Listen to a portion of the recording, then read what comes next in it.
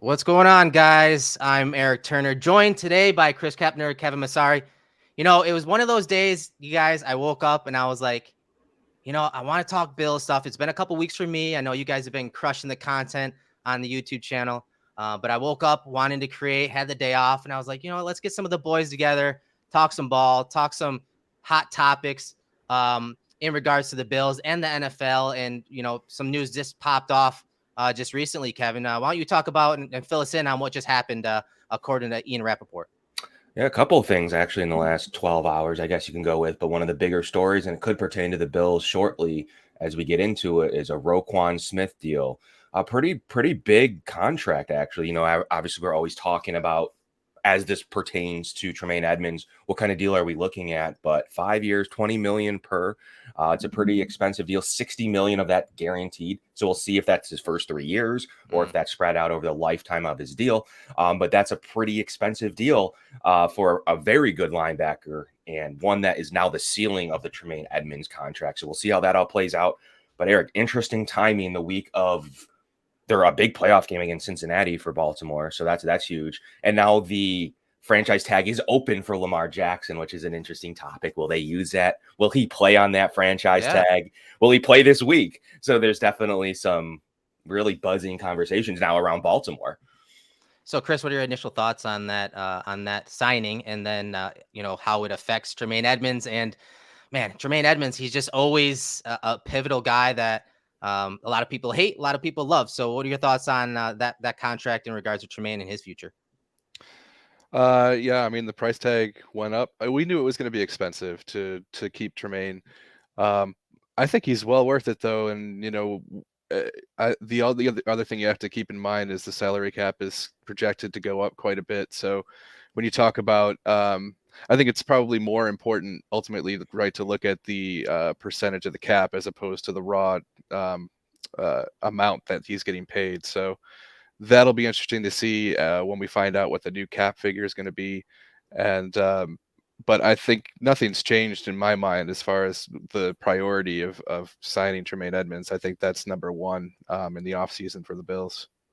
Yeah, it's that's a big number, and as Kevin said, 20 million. I'd say overall is the ceiling for Tremaine Edmunds' contract, and it's a number that a lot of people have been throwing out there the last few years when we're talking about Fred Warner, his contract, and where Tremaine would rank among those some of the better linebackers in the league. And Roquan is one of the better linebackers in the league, so it's a fair comparison. But I would say Roquan hit his stride, hit his ceiling, earlier and sooner than Tremaine did. Obviously, Tremaine is still super young, but he came into this league super young, played in college, and was really, really raw, just an athletic freak.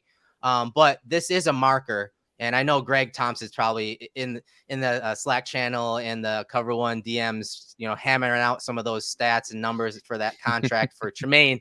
You just know it. He's probably even itching to jump on with us. So if you guys see him, he wants to jump on, throw him the link, and we can get him in here. But I do think Roquan overall has been better since he's been in the league, and I do think that's kind of expected. But I do think that Tremaine has, especially this year, he's taken some strides. That's not just a handful of us seeing it. People across the league are seeing it. And his coaches have been seeing it. Leslie Frazier's talked glowingly several times over the course of the season about Tremaine Edmunds. It's getting harder and harder to ignore what he does. I mean, we talk about all the time how, regardless of how many splash plays he gets, just his mere presence in the middle of the field and how tall he is, how long, how his wingspan and everything, he's a deterrent to a lot of quarterbacks. We saw with Mosley in the Jets game a couple of years ago where he went out of the game and it was a big issue for the Jets. The team totally crumbled. Bills came back and won. He was the big reason he went out in the third quarter. Similarly, against the Vikings, he was covering in space. He was covering Thielen at points. He was a big part of that Vikings first half game plan. Gets hurt on basically the last play of the first half, goes out, and an entire game opens up.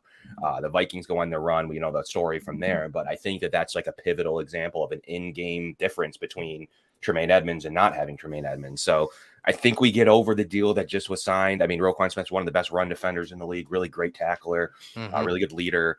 They paid picks for him, premium assets to get him. So there's some precedent there needing to give him this big contract. But what's funny, Erik, prior to this deal, Tremaine Edmunds' value per spot track was $11 million. They were analyzing the contract for Eric Kendricks, Levante David, Deion Jones, and Zach Cunningham were his 4 comps per stats and other average statistics that spot track pulled up. So 11 million is probably where we were all hoping. And I know Greg was hoping, but that just changed today. Yeah, and for me, it's always been in that, like, I don't know, $15 to $18 million range. But again, it's tough to say because Bean, he's the wizard, right? I mean, him and Overdorf have done a decent job outside of the star contract at keeping some of their homegrown guys, but also, providing them with the money that they need for their families, but a fair market value as well for the most part. And I know you could, debate here and there on some of the contracts, but outside of that star one, I do think that Bean's done a good job of that. And like you said, that Minnesota game, it was an eye opener from first to second half. When you have a linebacker with the height, length, speed, all the measurables of Tremaine Edmunds playing in the middle of the field, as you can see, according to Football Outsiders, the Bills defense over the middle is second in their DVOA behind Dallas. When you have a guy like Tremaine and on top of the other guys, obviously at that second level and third level, that can do the things he does, like carry and Adam Thielen on a deep over route, 20 to 30 yards downfield, who can just gallop, not even run full speed up the middle of the field in a Tampa 2 look and cover up a tight end, or one-on-one with KJ Osborne. I mean, I know that's a UB guy, Kev. To see him carry a guy like that and go one-on-one with him on some of those option routes in the first half, and how things opened up, explosive plays down the field, down the middle, when he was out, it was just night and day. That was really the turning point for me. Of course, I've always liked Tremaine.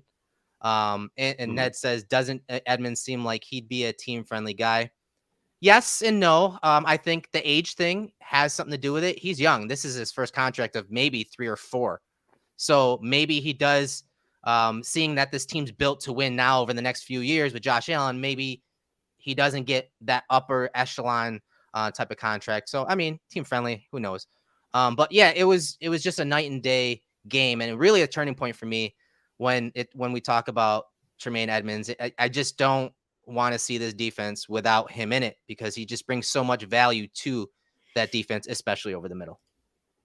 Absolutely. And there's some talk right now on Twitter. I know Greg is on there, and we have a couple other people on there, and David as well. They're talking about maybe it being the floor for Tremaine Edmunds, which is an interesting debate going on right now. They're comparing some stuff between the two.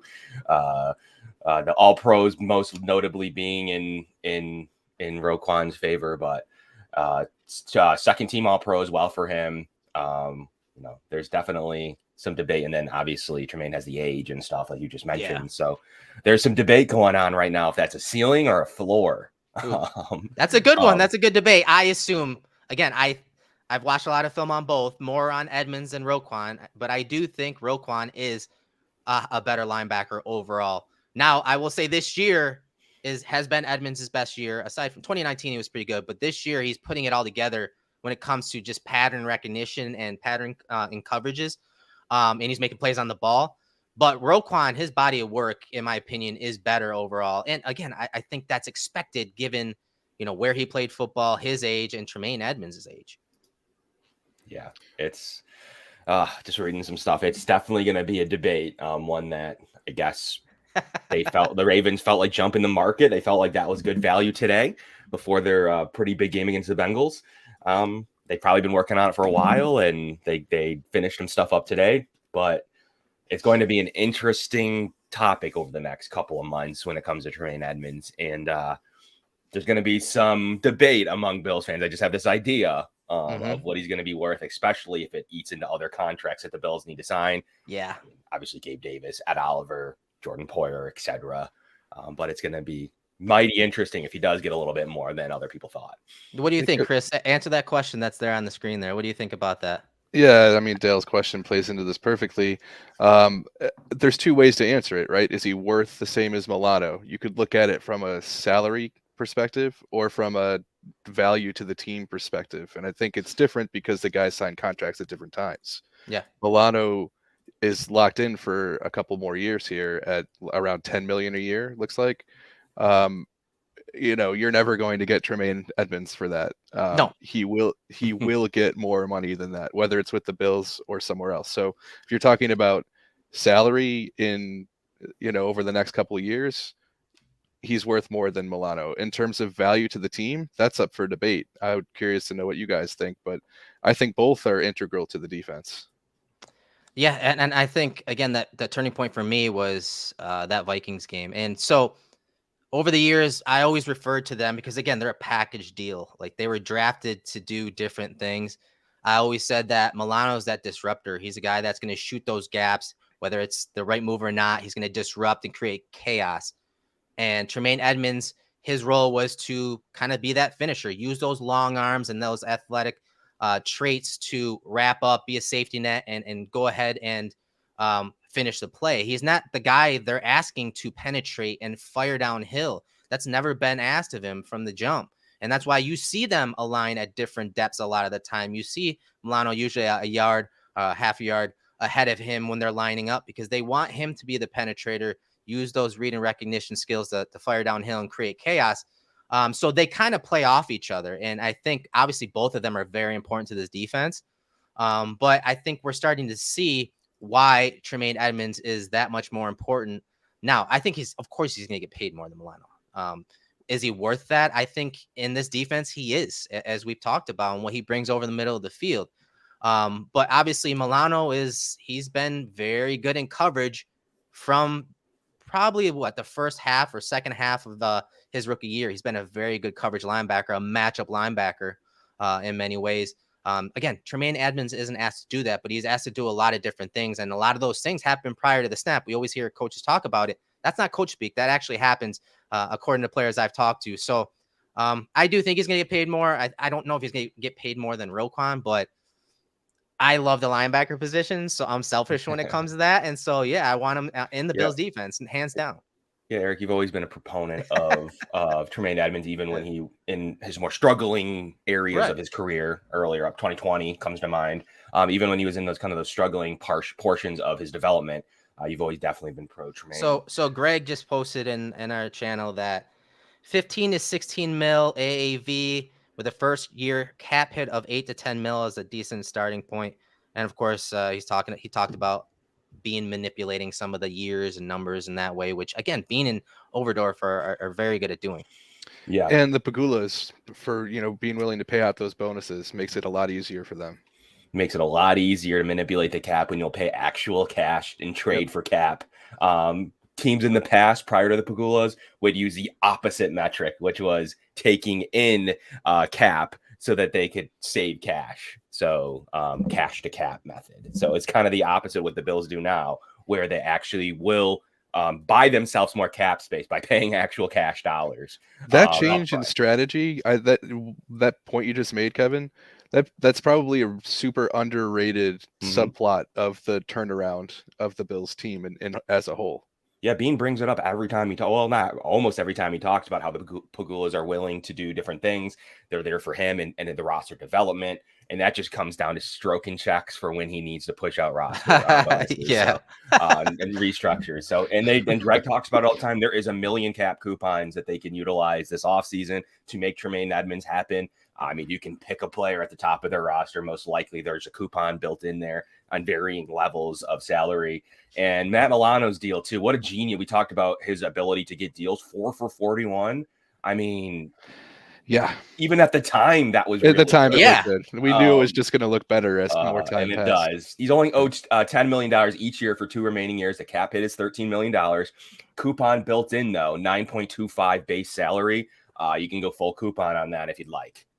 Wow. So, and that's the thing with Milano. When they did that contract, yes, he's been an integral part of that defense, but he's also dealt with some injuries over the years. But he's also one of those difference makers. And again, I just can't see one without the other. So, would you say 9 mil cap hit next year or something like that? 13, I think. 13, 13 cap hit, 9.25 base, meaning the base is the 19, portion you can spread out if you'd like. Yeah. So yeah, you're right. That coupon's there, but as Chris said, the the cap is going to be going up the next few years. So I'm not too worried about the cap. And again, Bean is so good at handling that. Like, it's one of those things, like, now with the roster and with the organization and how good they've been with that, it's not something I worry about. I know fans love it. So I'm glad that you guys are interested in that, because I'm not. I'll stick to the film. But another news story dropped recently in regards to a Bills connection, and that is Rap again put out a tweet yesterday about the Carolina and Buffalo connection in regards to Ken Dorsey getting interviewed for the Panthers job. And it's that time of year again. And I mean, it's something that I think he went through last year too, right, guys? He had some interviews last year, not for head coaching jobs, but I think for OC gigs. So it's not a surprise. He was kind of a hot name floating around there. Yeah, he was. And it was surprising because he hadn't been an OC yet, right? So what are your thoughts? I'll start with you, Chris. Like, what are your thoughts on Dorsey, this interview process, where the timing of the interview process, and whether he actually deserves some head coaching looks? Deserves, that's such a relative thing. But the fact that he was out there last year makes a difference, right? I think that AQ was talking about this yesterday, like how you have to get out there and do interviews almost as a rite of passage for at least a year before you get offers. And that's not obviously a rule that's set in stone anywhere, but it seems to be the way that things are done. And he has that year already of interviewing. So it, if you buy into that, then there's a little bit more of a chance that he would take a job or be offered a job, I should say. As to whether he deserves it, it's really tough to say. I mean, the players seem to love him. That's what's the most important part of being a head coach, like being a leader of the play for the players, right? I mean, obviously there's a lot more that goes into it, but if you've got guys like Josh Allen, who is a premier player in the NFL now, who are advocating for you and like saying this is the guy I want to lead our offense, I think that says a lot to people around the league about who Ken Dorsey is. Yeah. I think what's interesting, so I was thinking about this one all night. I was in, you guys know I love my spaces. I was in my spaces, and a lot of people, this is a hot topic. It came up as I was jumping in one of my normal spaces. And it's, to me, I think this went over, and I think it could be a little bit more than just interviews. I think he interviews well. That's proof by what he was able to do with the Giants last year. And by all accounts, Josh Allen, we don't know, fought for him and told the team, this is my guy. This is who I want to be my offensive coordinator. We have a rapport. Do not let him go to Dable and the Giants and or somewhere else. This is who I want to take over. We need to keep this train and continuity going. Now, that was his offensive coordinator interviews. Was there anyone else involved in those interviews? Potentially. But if you look at this year, look at who the GM is of the Panthers. Dan Morgan comes from Buffalo. Our ties.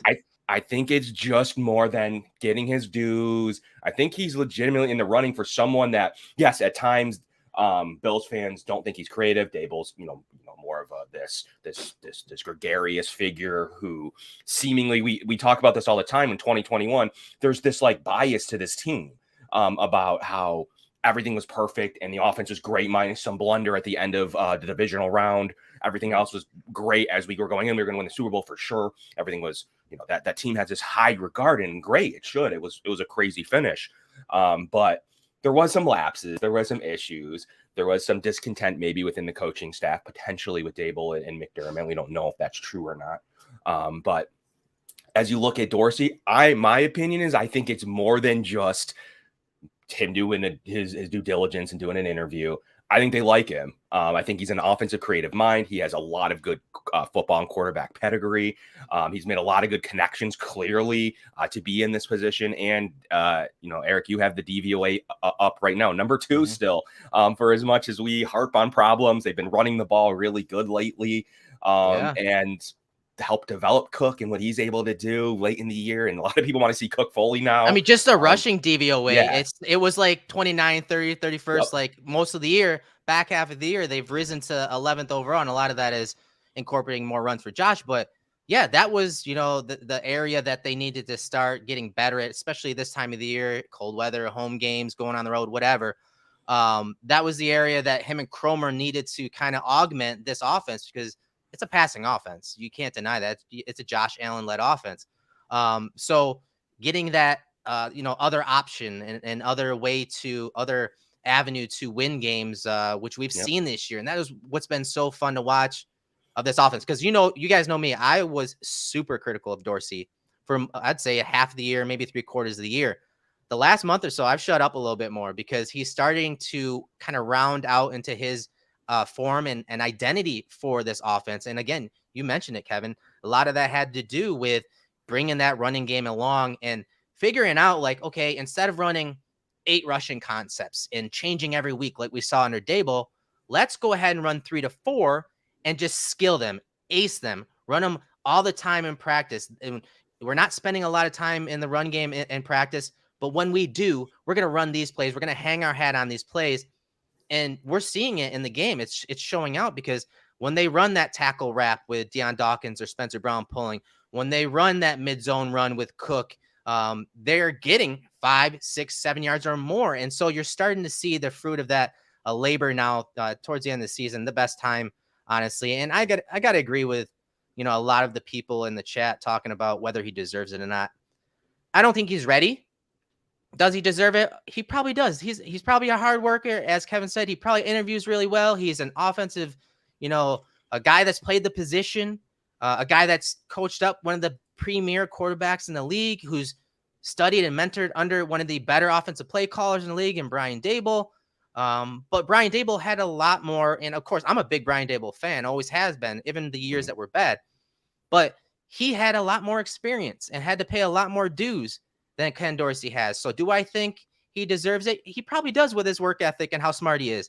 But is he ready for it? No, I don't think he is. And I think, he was still learning how to call plays, not necessarily, from how to take things on a piece of paper with those players that you have on your roster and make it work in the game, make those adjustments in game. Like they've done a decent job of doing that, but that doesn't mean that he's ready to be a head coach. Yeah. I think one thing to finish up is I think there's a precedent set, though, on Mike McDaniel. It's a guy we're playing this week, and maybe not the best time with what's going on down the stretch in Miami for them right now, but offensive coordinator for 1 year, great offensive mind. He was the run game coordinator in San Francisco prior to that. He was with Shanahan forever. Yeah. And teams are riding the coattails of the McVays, the Shanahans, anyone. Zach Taylor's out there. They love that Shanahan, West Coast type of scheme, new age scheme that McDaniel's running now. So I think that plays a lot into it. I don't think Brian Dable has a coaching tree quite yet to ride the coattails of him. Totally. So yeah. Oh, sorry to interrupt you there. Yeah. But I was just going to say, some people get hired based on their being known as someone with a great offensive scheme, right? Like McDaniel is someone who, like an offensive guru, you can apply that term. Dayball I don't know if Ken Dorsey is that guy. Like, he's drawing interest for other reasons. He didn't have that pedigree of being an offensive guru when he got interviews last year. There are other elements at play here. Yeah. A lot of it is probably the Josh Allen effect, honestly.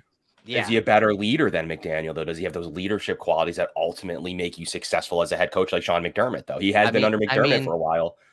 As a fan, as a Bills fan and fans that are listening to the show, I personally didn't think it was a big thing when he erupted in the press box, but there's sure as hell people around the league that may have had issues with that.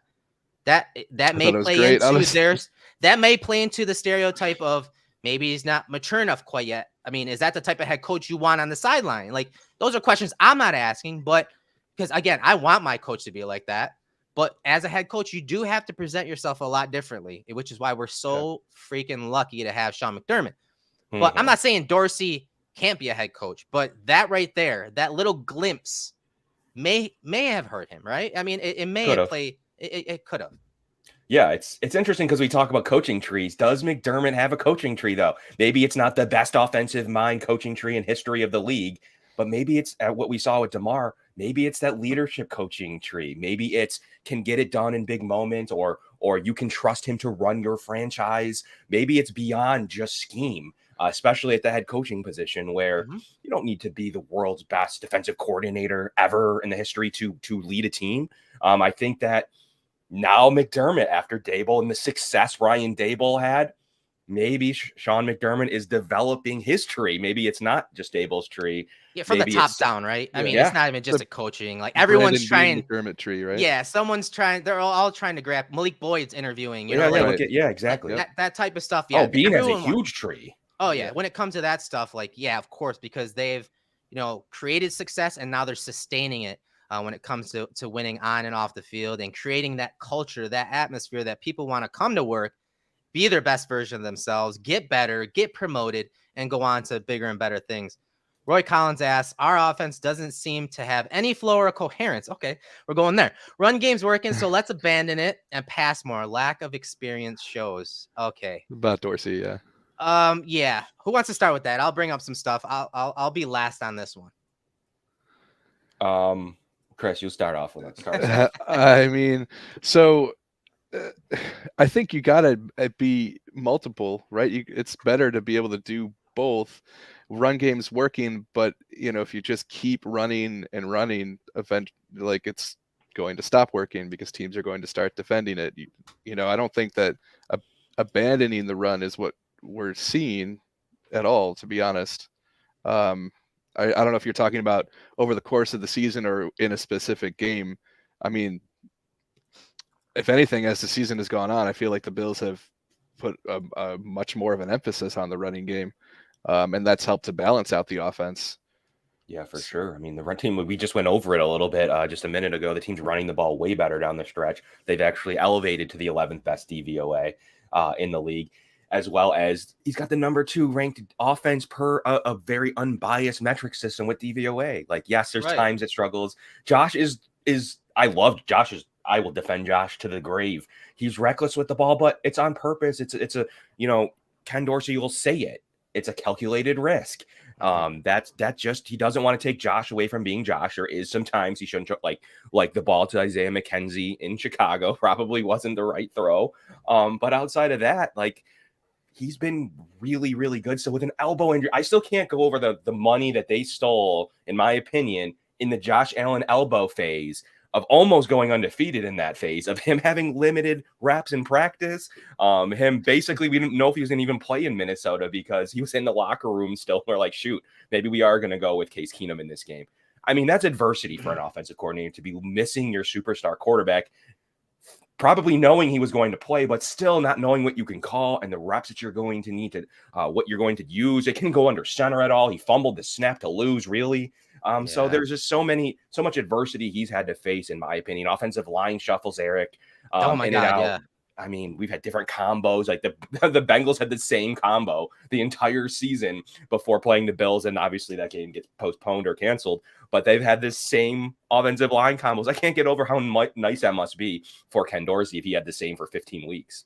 Yeah, and maybe that comment had to do more so in game.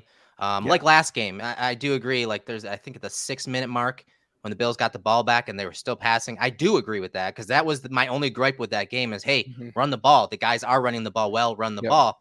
And of course, Josh, he wanted to throw the ball down the field. And there were like 2 plays where he just threw it up almost to Stephon Diggs and was trying to get a jump ball. And they were just obviously way off. But yes, the running game has come a long way. We talked about that from the beginning of the year.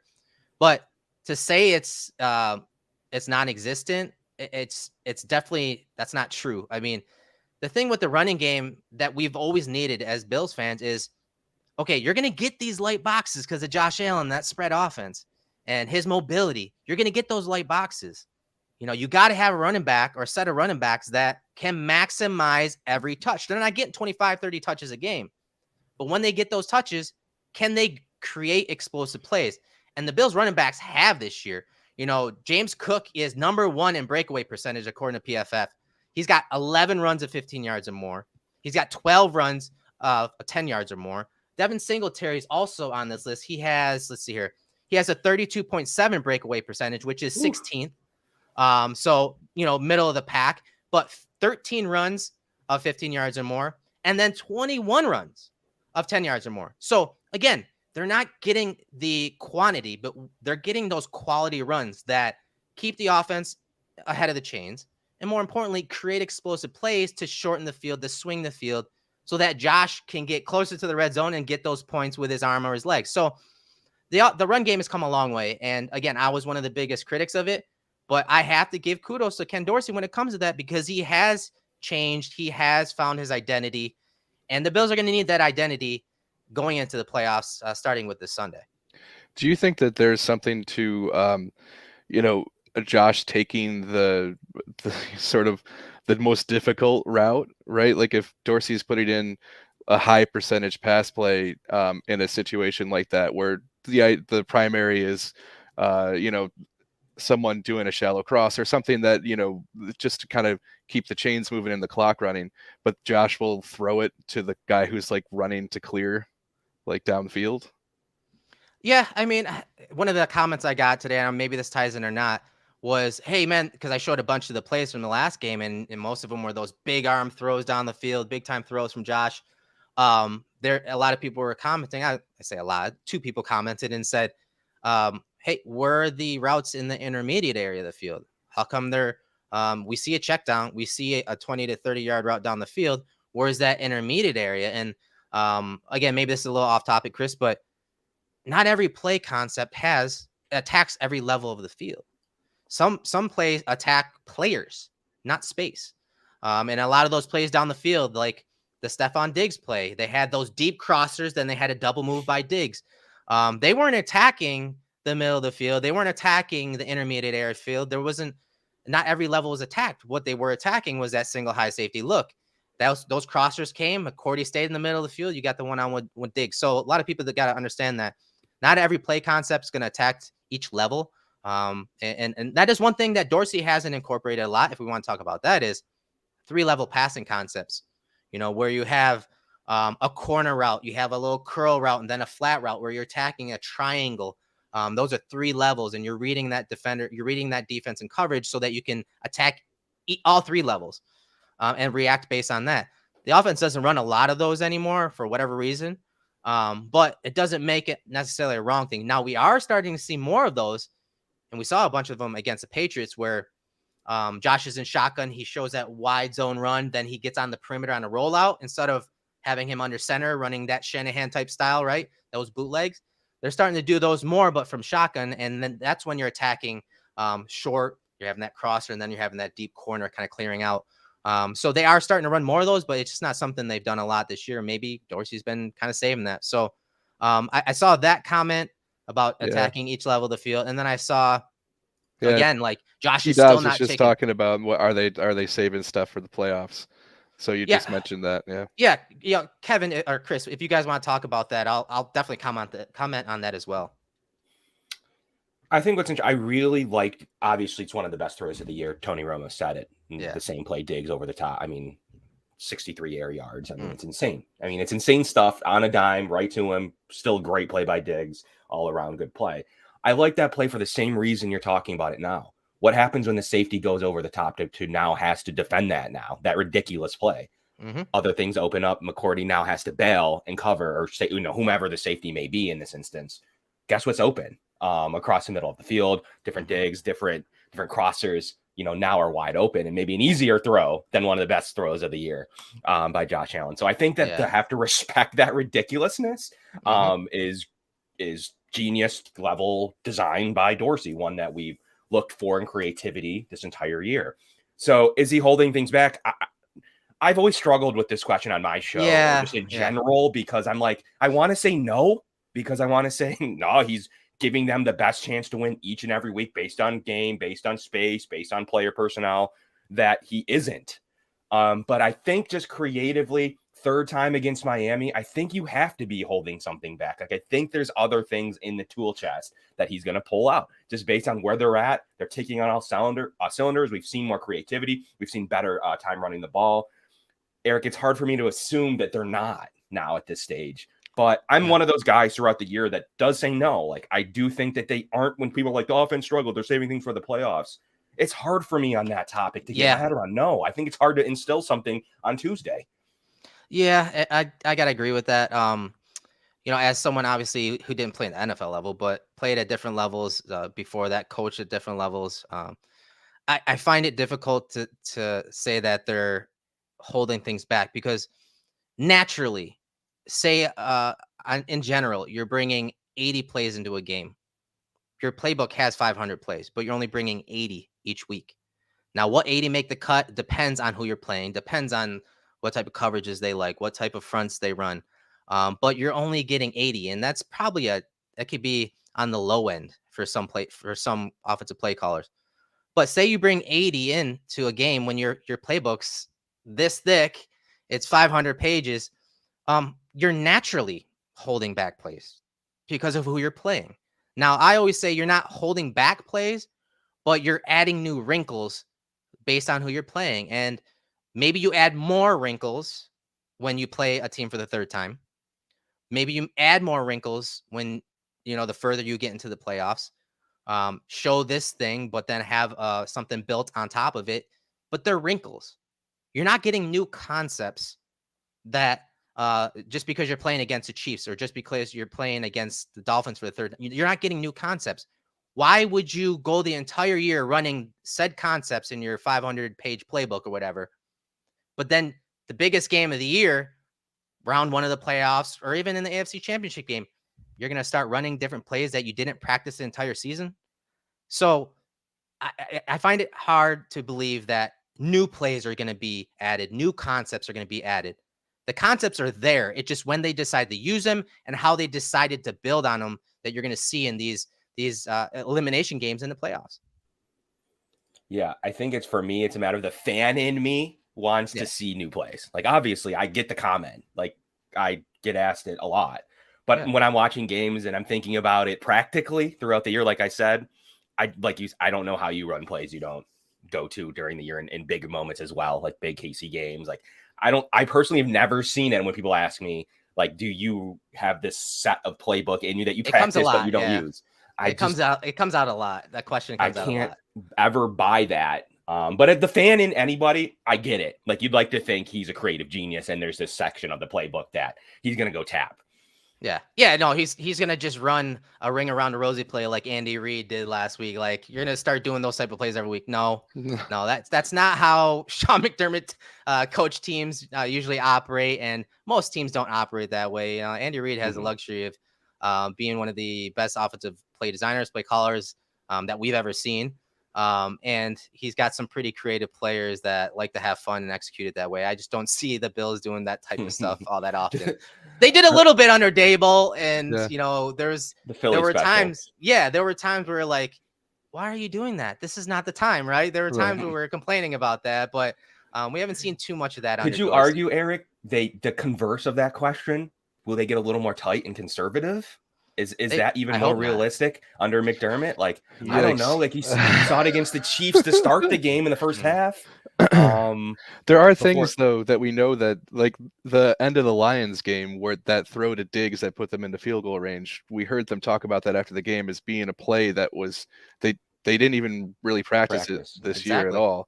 So, I mean, there are things that, like Erik was saying, they could be in the playbook. They could be things that they've practiced in the past but haven't used in a while.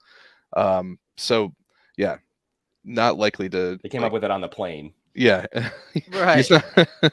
and that's the thing. Like, the last month or so, Dorsey, especially because they were struggling so much in the red zone. Dorsey, start with Bean, brought back the Beasleys, the John Browns, and then you heard in some of the pressers from Josh Allen of how they were trying to break through that wall of struggling in the red zone. They did, but what they did was they went back to a lot of those plays that Dable was running, which kind of surprises you. Why wouldn't you lean on those plays? Why aren't those already core concepts if they've worked, routinely with Josh Allen and Brian Dable? So that was kind of my issue with Dorsey when it came to stuff like that, especially in the red zone. AQ asked, go ahead and throw that back up. Yep. AQ says Devin had a 3-yard run last week where he straight up paused and sized up the defender and just went lower. Love the way he's been running. Yeah, that was a big play too. That was a 3rd and 1, wasn't it? They were going right to left, and the corner, I think was coming off the edge to make the tackle, and Jones. He ran him right over. That was Really awesome. cool play. Yeah, it was a good play by Devin.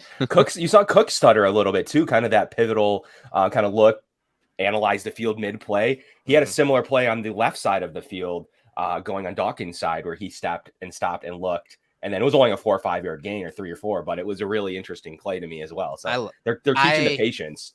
I have gotten to the point where I'm watching every touch that James Cook has every week. Again, I played running back, so it's another one of my positions I love. But he's gotten into a rhythm, and he's so much more comfortable, and he's got a running style that is just fun to watch because it's almost like he's gliding, and it's effortless, and he's not exerting a lot of he's not exerting a lot of energy to make those cuts and those reads.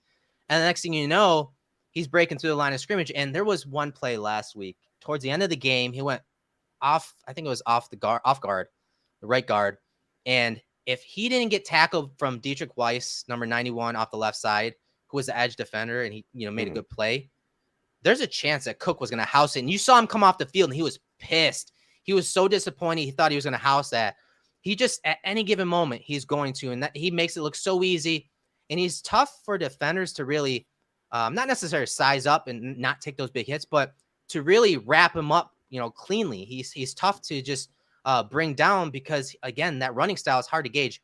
I forget what player was talking about it, but someone talked about this in reference to Tyreek Hill. His running style is kind of like plotting, and he's hard to gauge in his breaks because of the way he runs. He's got a pitter-patter type running style, and that, for a defender, that can create issues, whether you're covering him, when's that break coming, when are you going to see this different stride so that he can break from right to left or whatnot.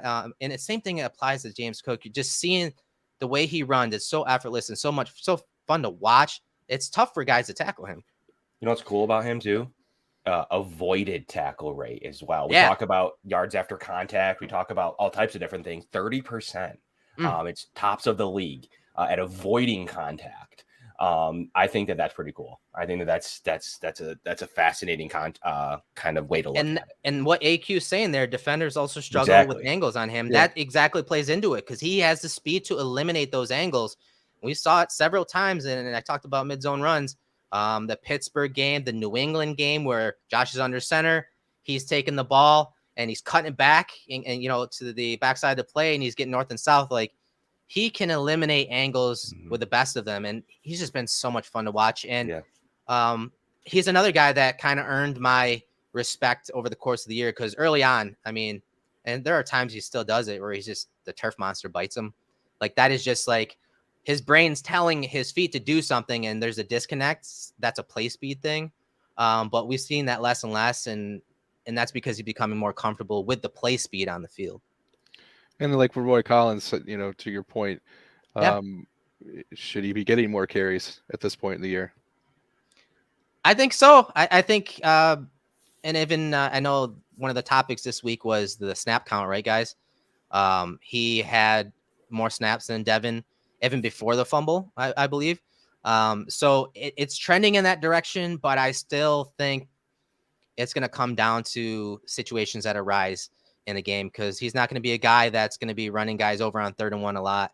Can he sneak for the first down? Yeah, he can, slither through some of those holes, but I would like to see him touch the ball. Either way, the thing with, just rushing attempts, you got to take the receptions, the check downs and things like that into account as an extension of the run game as well. Cause there are times where we're talked about it. Josh is trying to target all different areas of the field, especially down the field. And, when those aren't open, when those are taken away, now you have this huge chasm between that third level and the pass rush. And you have a check down with James Cook. And as AQ said, you dump it to him, he can eliminate angles. Right. It's so fun to watch. Like I'll watch James Cook and just, I don't see what he's like, how he gets through some of those creases. All of a sudden he's got like 6 or 8 yards and where did that happen? Yep. It's that 30% avoided contact rate, tops the league in that category. Devin Singletary is 21%, if that for context. And that's and you mentioned, I don't know how he sees it. Well, flip it. How do they see him? Yeah. How do they see Devin Singletary and James Cook when they're behind the line of scrimmage. You know, some of these Bills offensive linemen, how do they see those guys? Next thing you know, again, they're squirting through these smaller holes, and they're able to get 6, 7, 8, 9 yards. And that's the thing with James Cook that is fun to watch, because again, he may be aiming for the A gap, and all of a sudden he's bouncing to the C gap. He's getting north and south, nearly breaking a run. And he did one play last week against the Patriots where he was aiming in that A gap, and the nose tackle had him dead to rights, even with the blocker on him. And Gotcho had Saffold stacked. And so he poked into the A gap like he was going to run in there, and then he just dipped into the B gap, got upfield, and again, it was like a 6 or 7 yard gain. So flip it. You can flip it as well and say, how are linebackers seeing these running backs behind the Bills' offensive line? Yeah, and you see it too with those avoided rates. Yes. Also, 33 to 24 snap count, 33 James Cook, 24 Devin Singletary, and I think Aaron said, That's a good point. Aaron made a good point the eliminated drives. I think you can talk about that with yardage and with really any facet of the offense. Yep. All of the putting the defense on the field for like 3 straight drives at one point too. So there's definitely some ways you can digest those numbers in the way that those kickoff definitely help your team, definitely help you win games, definitely take that special teams win from 6th to 1st DVOA alone with their special teams performance over the weekend. But those snap counts would have probably been different. Offense and the stats in general, probably running stats probably would have gone up. I think, Josh goes over 300, those kind of things if you care. Yeah, and you know what? Let's kind of jump in the gun here at going on a tangent in regards to special teams. It's not something we often talk about. I know Kevin loves special teams, but I don't often. You're a former running back. I'm a former punter. So I was a returner too, and I don't love return. But I will say, we're talking about the snaps missed from the offensive defense because of those big returns by Hines. So let's talk about it, because this week's matchup favors the Bills in that department, right? Bills have one of the top special teams units, the Dolphins not so much. And if we focus on Nyheim Hines as a kick returner and the Dolphins kickoff team, the Dolphins, according to Football Outsiders, have, I think it's a 29th ranked kickoff team. So how is that going to affect, the kickoff? Whether are they going to kick it to him? What do you think, Kev? Like, what do you do with Hines now? Like, you have that on film now. You better boot that out the back of the end zone, right? Or try a squib kick and give it to us at the 40, like 40, the Patriots. But New England put it on film now. Yeah, totally. You're going to see it through the end zone. I think it's the safest move. If you're an opponent at this point, there's no reason to play with it. No reason to mess around with squibs. Sure, you could have a good outcome on squibs. The funny part about squibs as a former kicker punter, it's hard to do. Yeah. I've had some squibs that go 30 yards. It's tough to predict how it's going to bounce. Super tough. How it's going to bounce, and it bounces in the air, and then you're at the 40 anyways. Like, it's not a practice. Add in the weather. Add in when it's super cold and that ball is a rock. It's not bouncing like you're used to, practicing and down in South Florida. So trying to have some type of control with that leather ball with freezing temperatures. Yeah, like it's not surprising that that's the outcome. But again, it's just interesting. And I know nothing about the kicker for the Dolphins because I don't study that type of stuff. But I do think he's good. I know he's a good kicker. But kickoff, I don't know what type of control he has, and if he, has the leg, because it didn't look like Folk had the leg to boot it out the back of the end zone. I know he reached the end zone, but obviously the fringe of the end zone with Nyheim Hines, that's an easily brought out. Now, if that was a different returner, I'd probably be screaming, no, stay in there. But Hines, obviously, we've seen it; he can break it. Yeah. Didn't Folk put it was like a 40-something yard field goal off the crossbar at one point against the Bills in the first matchup? It seems like his distance has been waning. Yeah. I have some interesting PFF stats on that. Sanders is the fourth interesting best PFF kicker stats. Let's do it. Fourth best kickoff guy in the league per his availability of what he's asked to do based on PFF's information. And Tyler Bass is the bottom of the league at it. So is it Buffalo? Is it? Are they just wrong? Or is it so you come to Buffalo? I think you can say that to Erik's point. You don't know what you're going to always do with those kickoffs. So what was that stat, Kevin? Yeah. What's the measurement? What are we looking at? They rank their ratings and grades fourth. Sanders is the fourth best at kickoffs in the league. So the reason I wonder if it's because of Bass doing that intentional kick, like short. at the 5-yard 5, line yeah. where you have Possibly. to return it. I wonder if that Yep. factors in. Possibly, yep. They Okay, rank only so- Mason Crosby worse at kickoffs than Tyler Bass. Oh, we got a super chat, guys. Oh, all right. Let's Thank see you, here. John Michael. John, appreciate you, brother. He was already in the chat before we even went live. Yeah, he was. He was ready for this. We're sitting here talking about what we're going to talk about, and John Michael's in there like, I'm ready to go. I got the first comment. So John asked, go ahead, Chris. Go ahead, read it. Yeah, so John Michael asks, where's Bees been, and do you think he'll play any kind of real role in the playoffs?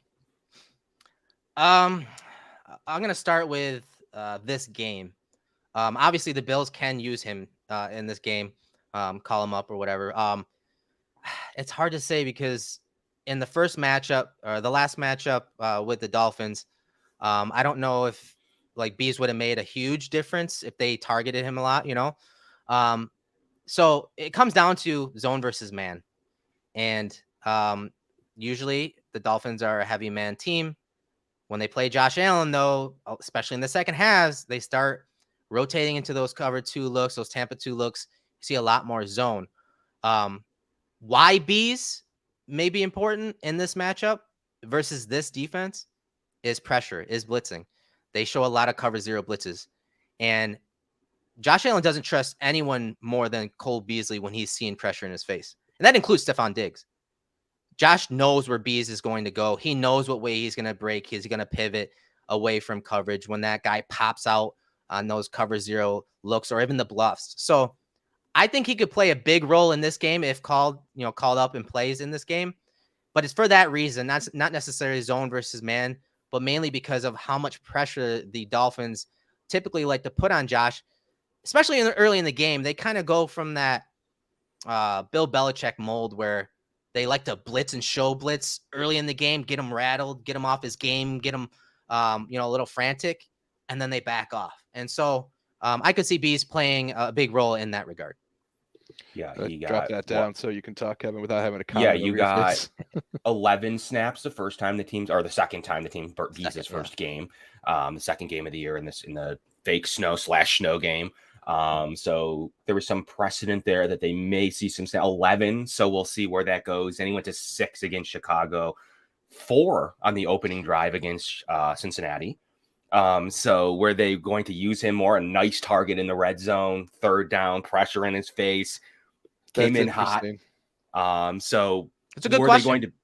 Were they going to build on that game plan from there? I think the plan always was with 3 call-ups. You had to call up Brown anyways in the Patriots game. So they would have probably stayed with that. I don't know if they fought that call-up rule, how that all played out with could Bees have played last week. I mean, it worked out. But if you look at this week, I think he could be. But I mean, the snap counts are interesting just across the slot position.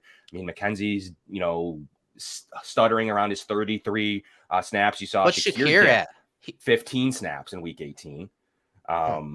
So that was kind of interesting to me that his snaps went down a little bit. Yeah, because he was trending prior to that. Was he not trending up? Or he was, yeah. So week 14, 12, week 15, 22, week 16, 25, and then dipped down to 15 week 18. So what did that have to do with game script, the 2 return touchdowns, stuff we've talked about already?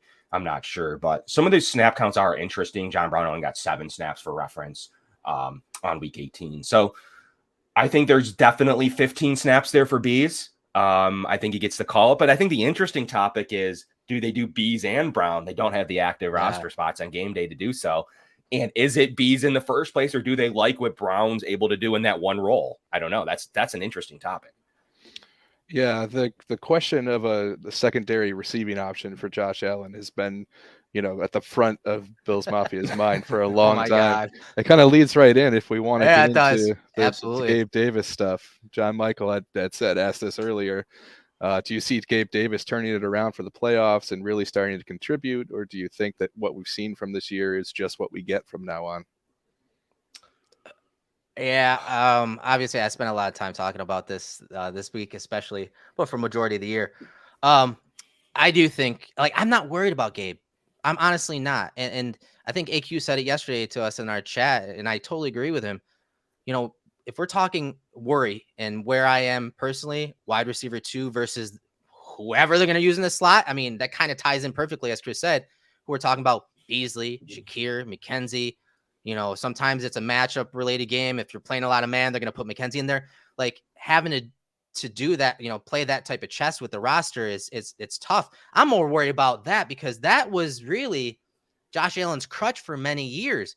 For many years, Cole Beasley was wide receiver 2, not necessarily a boundary receiver. So I think Gabriel Davis's numbers are fine. I think the drops, yes, they're worrisome because you're a receiver. You got to catch the ball. But I also look at it as like, you know what, in the grand scheme of things, if a guy's targeted 93 times, are 7 drops like horrific? Am I worried that when a big moment arises, especially in the playoffs, Gabe Davis isn't going to make that catch? I mean, Gabe Davis made his career on big catches. And we're not just talking, even prior to the playoffs last year, he always has made big catches and the most difficult catches down the field, the low percentage throws and catches. So I'm not worried about Gabriel Davis. I think he's going to bounce back just fine. And when it comes to like his catch mechanics, how he frames the ball, how he lets the ball get into his body, there are different ways to catch the ball. There are different schools of thought on how to frame a pass when it's thrown to you. And sometimes a body catch is the catch to use because you're going to get hit and lit up. You want to shield the ball. Sometimes it's not. But yeah, I do think the drops are worrisome. But I do think when that moment arises, more times than not, Gabriel Davis has made those catches. Yeah. And can we talk about the low percent? Like we talk about his target to catch ratio, and it's sometimes half baked because sure, he does have those drops baked in there. But can we talk about all of his not all of them? A majority of his targets are those low probability plays. That's why his catch ratio is lower than others, like someone in the slot per se, or like a Beasley would have been. I mean, Josh is trying to make things happen with Gabe Davis. You see it in the playoff. You saw his really shining moments really in those Indy toe taps in the playoffs in the wild card round a few years Something ago. we haven't seen lately. He's been missing on the sideline lately. Yeah, he has been in that one play, I think even against the Patriots, where even Tony Romo said he's got to tap that foot and then drag the other one. And I agreed with Tony in that sentiment on the sidelines earlier in that game. But 836 or 7 touchdowns, still a 17.4 yards per catch average. I mean, some of those stats to me, like, sure, you can get better at the receiver too, but I think you'll always, it's one of those things where you want what's always, grass is always greener on the other side till it's not. And I think that's kind of the issue where we're seeing in the slot. Do we want to really exacerbate those problems at wide receiver 2 and try something new that, I don't know, 807 touchdowns? That's to me pretty close to a pretty solid receiver 2, in my opinion. Sure, it could be a tad bit better. And he was hurt with the ankle stuff. Yeah. And the thing with me is there's some great comments about this. Roy Collins says, Gabe Davis averages less than 3 catches per game. Don't you think it should be more than that? Yeah, and it kind of ties into what I'm bringing up here. So right now we're looking at PFF's. They divide receptions for receivers by depth, and deep is 20 yards or more. So let's start there. And as you can see, Gabriel Davis is top 5 in that regard as far as target percentage down the field. Among receivers with 50% of the targets down the field over 20 yards, his target rate is 26.9. You can see 25 targets, 9 receptions, 4 touchdowns, and his touchdowns. He's always had multiple touchdowns in this area. He's always been usually top 3 or 4 in touchdowns on plays over 20 yards. That's really, being wide receiver 3, 4 at times over the last few years, where he made his money. The other area is usually in the red zone, and we'll talk about that later. But I want to show that percentage because that target percentage of 26.9, top 5 in the league, right? But the issue that we have, and some of this is related to the type of player Gabriel Davis is, some of this is related to the offense. And Ken Dorsey only keeping him on the boundary 91% of the time. Now, if we go to, I'm not going to do intermediate area because that's his wheelhouse. He's always been that dude. He's got like 6 touchdowns in that area. But if we look short, and we're talking wide receiver 2, we're talking about the type of player he is and how they're using him. Now, if you look at the target percentage for that, he's near the bottom of the league. Let me go ahead and bring him up. So I gotta change the minimum targets because he doesn't even get that many targets, just like Roy was talking about. So target percentage, 26.9, dead last in the league. So he's targeted just as often on passes 20 yards or more as in the short area, 0 to 9 yards. That's really what do you expect from a wide receiver 2 who's not targeted often in 0 to 9 yards, who's can run only so many routes as a boundary receiver. Again, he's only in the slot a little over 9% of the time. Last year, that was like 30 to 31%. The year before that, it was like 35 to 36%. So how they're using him is a big factor into his numbers, obviously, but also, some of those struggles and some of those targets per game. Like as a wide receiver 2, is 93 targets enough for a wide receiver 2? And I think it's more on that middle to low end when it comes to wide receiver 2 talk, which is subjective in many ways. But when you have a guy like Gabriel Davis, who is getting just as much targets in the short area as deep, it's got to be telling you something. And that's not necessarily all on the player. Yeah, it's definitely interesting. And I like that Jalen Waddle's the other one there too, by the way.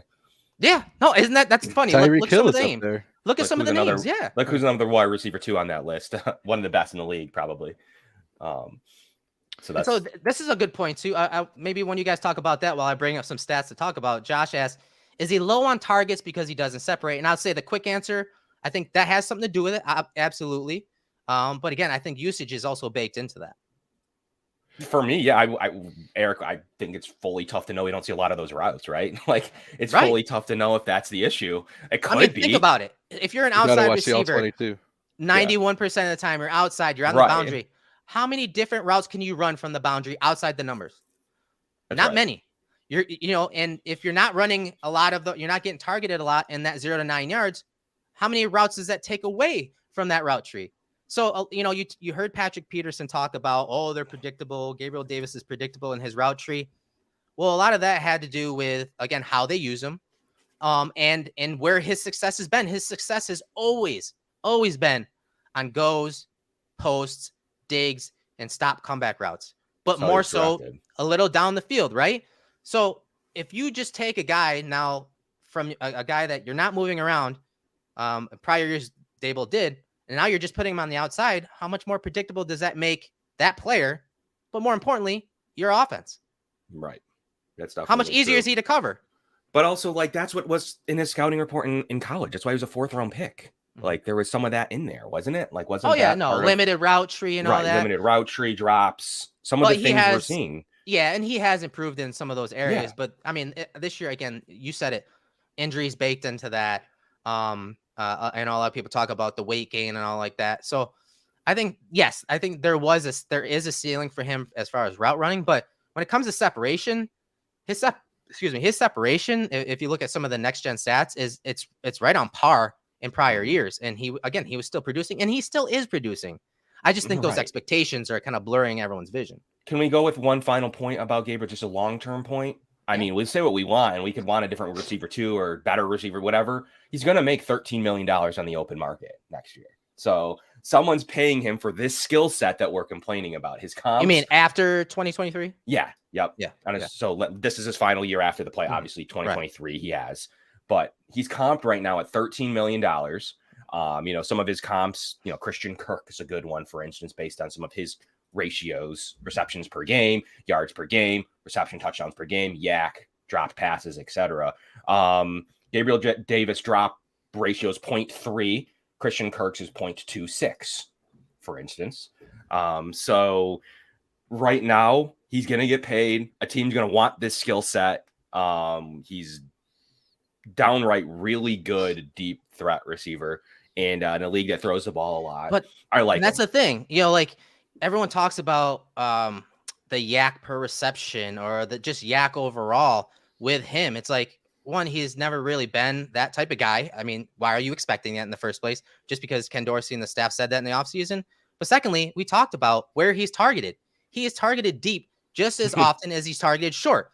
Well, when you go deep, unless you're blowing by guys like Waddle or Hill, there's not much yak after that. All right. So a lot of that yak came on, obviously, that big play against Pittsburgh, but that's really always been his forte. So you're not getting those short passes and breaking tackles. Like, that's not the kind of guy he is. And if that's what you as a fan expected, and, shame on Bean if that's what he expected. I don't know if that's true or not. I think that's why that he went out and got a guy like Shakir or a guy like Crowder. But if that's what you were expecting, if you're looking at yak per reception on Gabriel Davis, why are you doing that? Because that's never been his thing.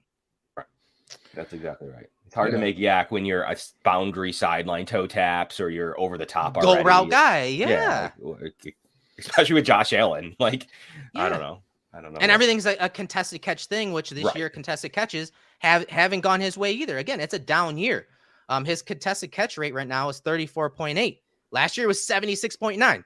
Did all of a sudden Gabriel Davis forget how to catch the ball, especially in contested catch situations, how to run routes like quasi tight ends from the slot? That's how they used him. Like they would use him in those 10 personnel looks in the slot, running the same routes that Dawson Knox runs. Like he's got that body and frame and strength. Mm-hmm. Why aren't you using him that way? I just don't get it. Be interesting. Is there some regression back to the mean there for Davis last year, or some progression up to where he was coming soon? That was what I would seem to think of. I think he is who he is. He's a very good wide receiver. Now you can debate whether that's good enough to be a wide receiver too. I think he's put up enough numbers. I think the Bills just miss that third option and a steady, consistent third option who for many years, again, we're talking Cole Beasley in that role in this offense from Brian Daboll that he brought here, from Alabama and the Patriots. That slot position's always been the crutch. It's always been the position that the quarterbacks lean on. And Josh hasn't had that consistency from the slot. So I think they're looking for that third option at the wide receiver position. Obviously, Knox, it plays into that, but I'm talking in the slot. Like the entire offense has been based around that. Yeah, certainly been a struggle this year to whether they're trying McKenzie there, they're trying Shakir there. Obviously, Crowder got injured. But, we brought Beasley back in. We're still missing that. And that's, like you said, a major part. Now, I wonder, do you think from a team building perspective, if you're looking out past, next year, is Gabriel Davis someone that you're looking at as a priority re-sign, or, is it more important to say bring Ed Oliver back when wide receivers may be a little bit easier to replace in terms of draft picks? But Kev, you can lead with that one. I think you're going to lead this year with draft picks right now. I think you're going to go into the offseason at some point here, hopefully in February, and you're going to lean into receiver, and you're going to probably draft someone here and control that. We just talked about he's going to cost 13, 14 million. Yeah. That's tough. That's tough with Tremaine, Ed, a couple other guys. I don't personally then probably have to do something at safety. I just don't know where their money's going to, there's going to draft. Mm-hmm. To answer your question, they're going to draft someone this year. I think I'm feeling pretty confident of it. Or do they just feel so strongly about the slot, a really solid slot receiver, that they do whatever they can to get one? I don't know. Jacoby Myers, etc. It's going to be interesting to see how they handle it. But Chris, I think that they'll draft someone this year to put him in the system for when Gabe leaves next year.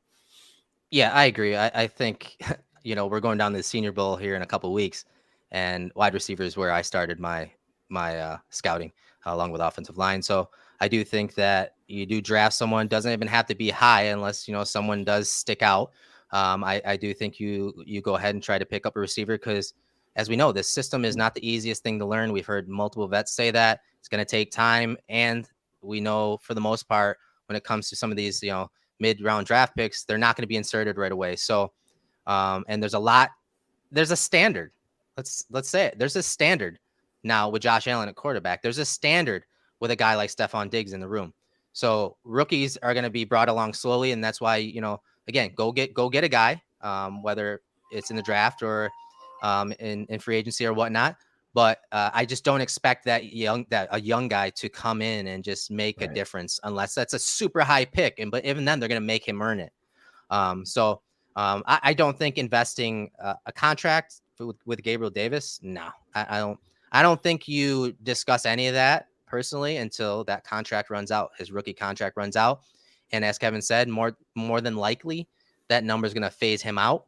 And the Bills are going to look to the draft either way when that comes. So why not look now? So when that page is turned, you have a guy that's been in the system for a year or two, and now you have a guy that can step in. So, I think Tremaine Edmunds, Ed Oliver, and some of the other guys that are going to be popping up are just way more important. And you've invested in your quarterback, and you want to surround yourself with weapons, but he also makes people better. So I think you do have to move on from that contract eventually. At this point, you just kind of have to. Yeah. That's what I agree. I agree with that. Who knows what they do in the free agency too? I think AQ just said, do they go Jacoby Myers? I don't know. Myers. There's interesting things there, but Josh Downs, Rashee Rice. There's some names that could convert to instant success, as we've seen. I mean, how good have rookie receivers been around the league in the last couple of years? So I'd like to see the Bills tap into that, maybe a higher end talent. Could try to trade for Isaiah Hodgins. There you go. That's a good way to kind of leave it. Wrap it up. No, hey guys, we appreciate everyone tuning in. This is a great conversation, kind of a little freestyle. We wanted to take some of that Twitter Spaces stuff that everyone's doing, especially Kevin and Chris, and bring it here to our YouTube subscribers. And Aaron. And Aaron, yeah, exactly. And so with that, Chris, let everyone know, what times you guys normally do the Twitter Spaces and whatnot, and any other content that you want to promote during this week. Well, we have a regular Cover One and Friends Twitter Spaces Friday mornings at 9:30. If you go on Twitter Spaces at any time of the day, you'll probably find Kevin in there. Yeah, for sure. I can't fight it. But yeah, it's a lot of fun. And the nice thing about when we're on Twitter too is we can bring you guys in to the conversation, to ask questions or to give your own take and just kind of rap with us for a little bit. So it's a cool space. Aaron usually runs it from his handle, so make sure you're following Aaron Quinn 716 to get the updates when we're going live there. And then obviously you see Kevin's handle here. And if you want to try it out, I'm telling you, he'll be there. Come chat with us. He's a vet. He's a wily vet for sure. You'll see us in spaces all the time. We'll talk to you. I love it is a really great way to interact. It is you cool. guys have questions, and then come tune into our show. For me Tuesday at 7 and across the network as well. Yeah. So as Kevin said, he's going to be live tonight, right around 7:00. Him and Mike doing their normal show, leading into the film room with Anthony and I. Tonight we're going to be discussing obviously the big win against the Patriots. It's gonna be a long one, so bring your coffee, your alcoholic beverages. We're taking a look at some of the special team stuff. So Nyheim Hines' returns. Be looking at the play by Tre'Davious White, Tremaine Edmunds, and then of course Josh Allen and the Bills offense. So 7:00, get there for the Going Deep podcast to the Cover One YouTube channel.